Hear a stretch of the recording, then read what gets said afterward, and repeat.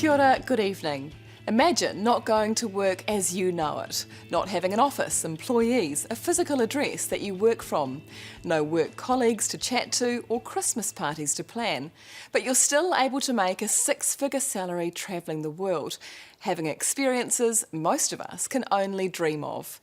That's the reality for an increasing number of Kiwi workers, as many of them move out of the office away from the 9-to-5 slog, taking little more than their laptops along for the ride.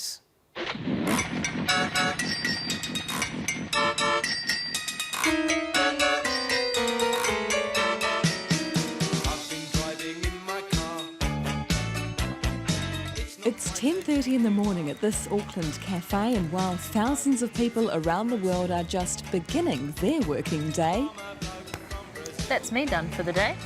Natalie Sisson has just finished hers. No, she wasn't working a night shift. I think I just love that I have so much freedom and creativity in what I do, and then I get to choose exactly how I spend my time. When I wake up in the morning, what I want to do is basically what I get to do. Sisson began work just 2 hours ago, and guess what? She's likely to have made more money today than many people make in a week or even a month.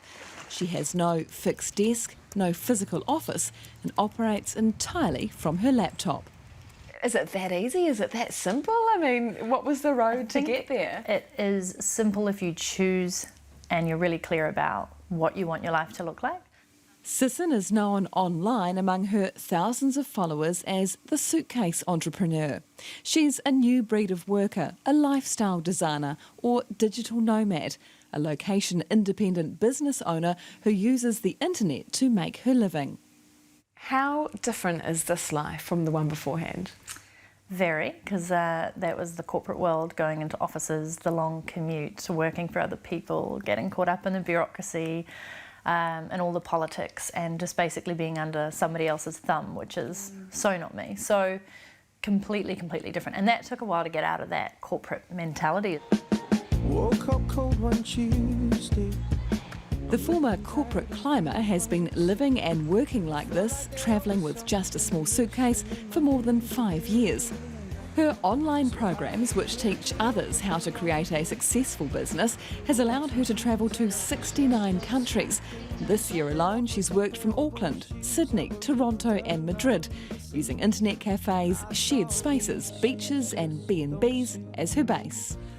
What do people think when you tell them what you do? Can people comprehend your lifestyle? So most people think it's crazy, then some people are confused, especially if they haven't run a business before, and especially not if they're not used to working online, because it's a whole new world out there. It's like the wild, wild west. Digital nomads, as we call ourselves, working with teams, virtual teams around the world, technology, online tools. It's pretty new for a lot of people. It might be new to many of us, but there's a growing number of people worldwide choosing to ditch the office and pack their bags, and doing well out of it. Hi, I'm Catherine Newton. I'm a lifestyle entrepreneur. I make 6 figures in my business, travelling the globe, doing what I love. G'day, my name's Logan Elliott and I'm a digital nomad. I manage 2 companies which I get to run from beautiful locations just like this. From Takapuna to Toronto, huge advances in online technology are allowing people to live and work like this in every corner of the globe. I'm really excited about where this movement is going, because I think it's about people being able to do the work that they're passionate about, to have flexibility in their lives and to have another level of security. For many of them, their Bible is The 4-Hour Workweek, written by this man, Tim Ferriss. At just 27 years old, Ferriss turned his fledgling company into a model of workplace efficiency, then turned those principles into a book.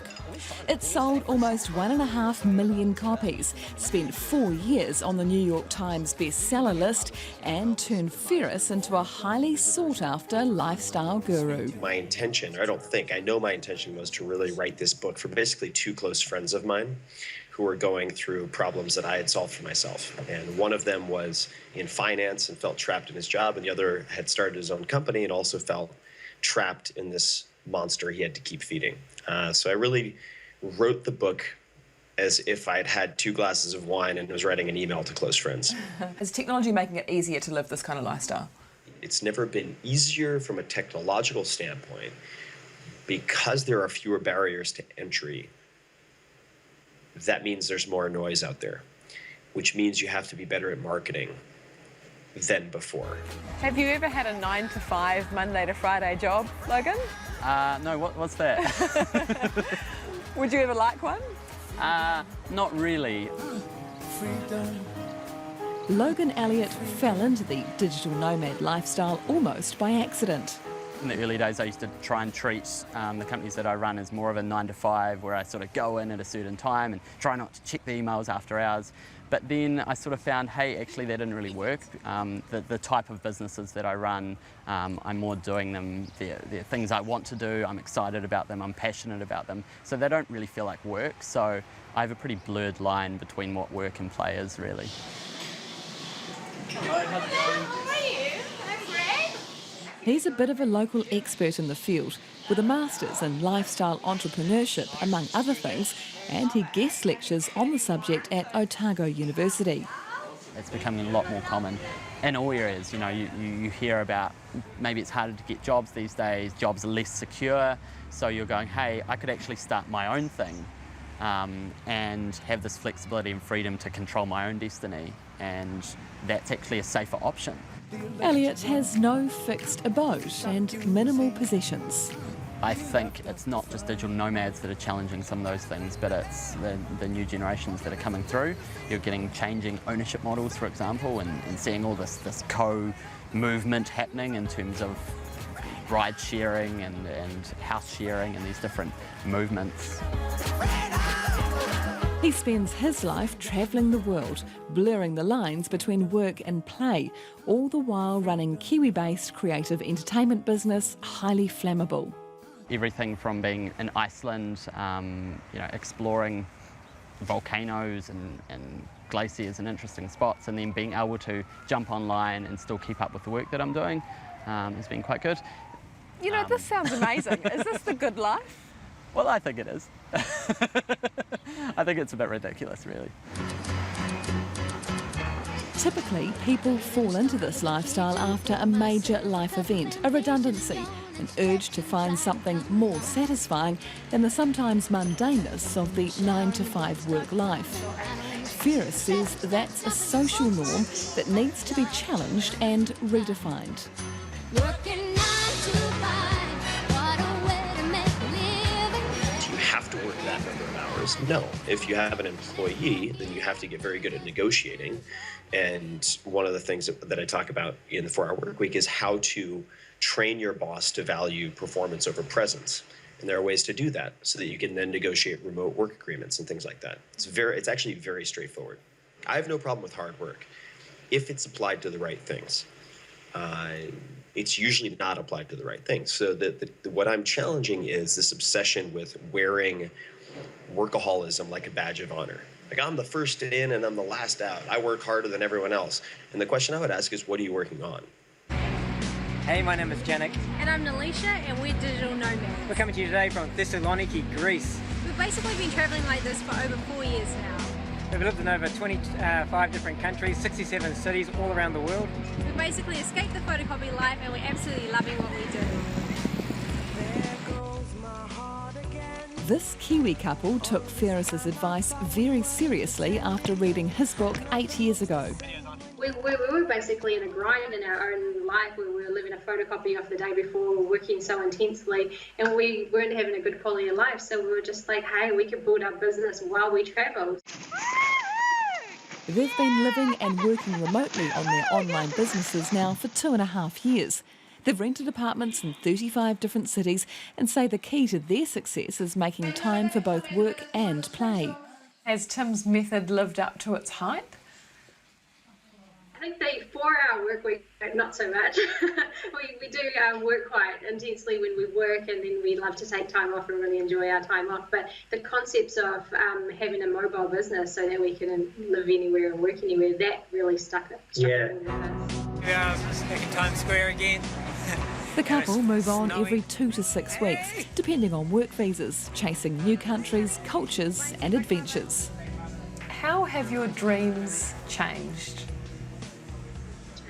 Massively. When we actually started out in business, we basically wanted a big house by the sea. We wanted a fancy car in the driveway and make a lot of money. And yeah, along the way, we've really redefined what success means to us. And for us, it's freedom and lifestyle. There were three really big things that stuck out for me that I wanted to share with you so you can kind of see where your business model needs to be going in some ways. And it was Also redefining success, Catherine Newton.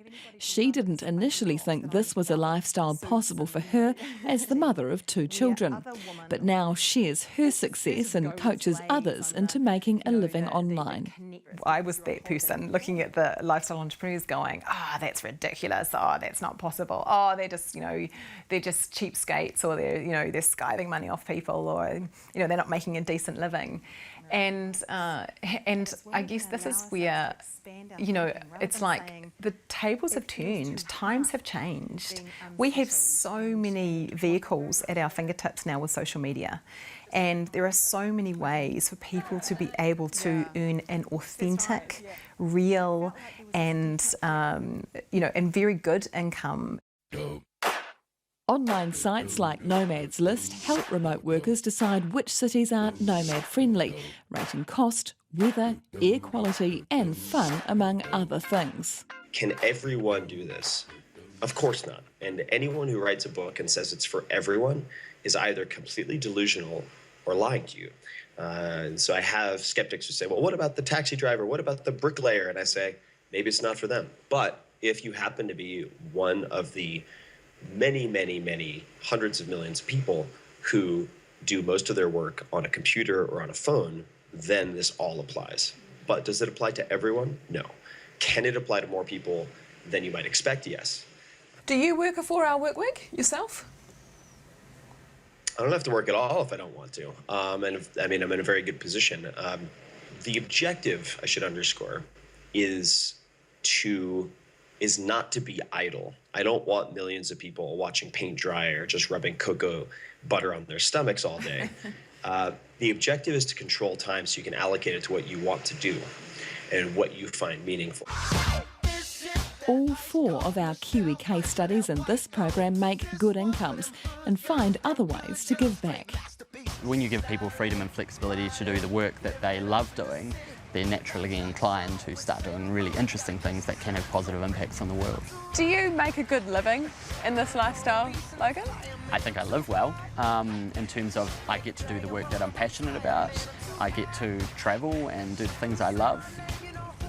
I don't think it's ever really been about the money that I make, to be honest. It never was, it never will be. If I wanted to earn mega bucks, I'd maybe go and do something different. But I feel like there's a big trade-off in doing that. Up next, the US prosecutor who sent an innocent man to jail and has been haunted by it ever since. I mean, at the end of the day, beginning, end, middle, whatever you want to call it, I did something that was very, very bad.